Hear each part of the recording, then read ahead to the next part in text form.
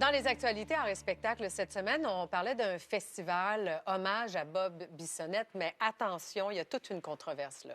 Absolument. Alors, ce festival-là, il a été annoncé dans les derniers jours. Nouveau festival qui devait avoir lieu au Stade Canac à Québec au mois d'août.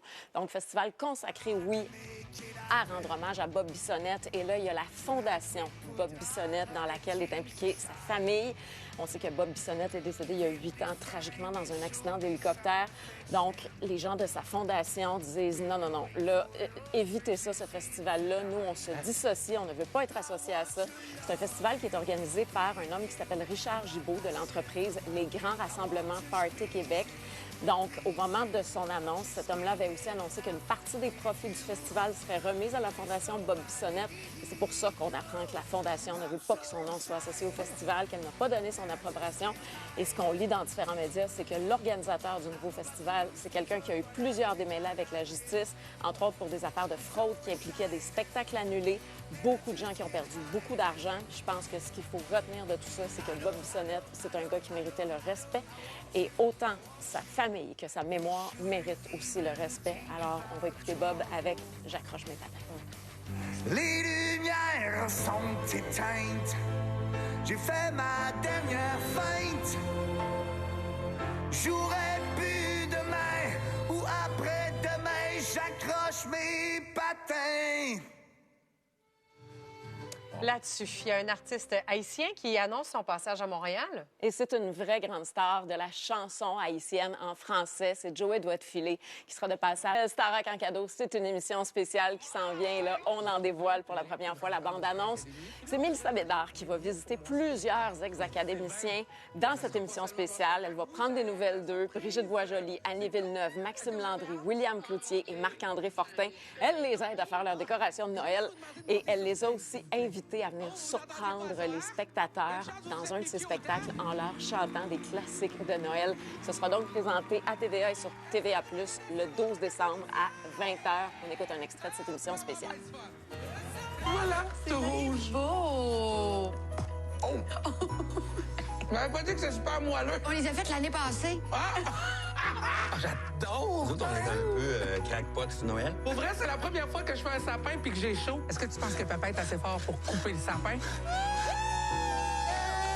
Qu'est-ce que vous vous souhaitez pour l'année prochaine? Là, en ce moment, vous êtes là. Puis moi, on dirait que c'est ça que je voudrais, d'avoir plus de temps, plus de moments comme ça. Moi, je plante tout le temps. Moi, ça m'émeut de faire de même. Et là, maman, prends une petite Ça va être beau, ça.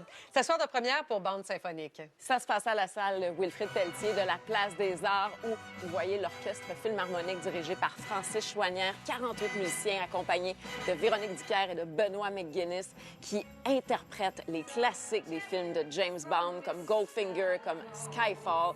Donc, c'est la fusion ultime là, de l'espionnage et de l'orchestral. Si vous voulez voir ça, ce sera également ce soir et demain après-midi à Wilfrid Pelletier. Et ensuite, c'est repris le 8 mars également dans la même salle. On en écoute un extrait. Pretty girl, beware of his heart of gold. This heart is cold. I've traveled the world to learn I must return. Suggestion d'une page YouTube à visiter, Mathieu. Absolument, parce qu'elle a été mise à jour il y a ça 2 jours. Ça s'appelle Bibliothèque et Archives nationales du Québec. Allez faire un tour. Dans les derniers jours, donc, on a le processus créatif derrière des grandes chansons québécoises.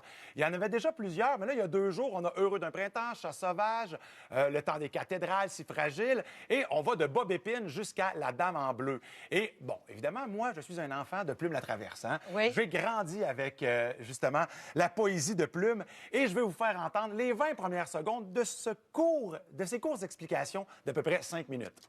Provocateur, incompris, poète à l'imaginaire débordant, parfois loufoque, parfois vulgaire, Plume la Traverse s'est taillé une place unique dans la musique québécoise. Chansonnier insaisissable, il s'est toujours fait un malin plaisir à se libérer de toutes les étiquettes. C'est en 1975. C'est un homme et un fantaisiste extraordinaire, un musicien aussi de grand talent, un ancien hippie, Bob Épine.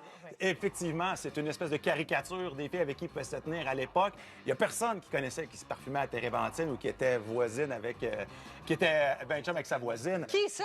Bob Épine, Ben bien oui. sûr. Mais ce qui est incroyable, c'est qu'ils sont restés pognés 3 jours d'un studio à cause d'une tempête de neige. Puis c'est là qu'ils se sont mis à jammer puis à écrire des chansons. Les histoires n'ont pas de bon sens. Vous avez vu là, la série de documentaires que vous pouvez consulter. C'est quand même assez rapide.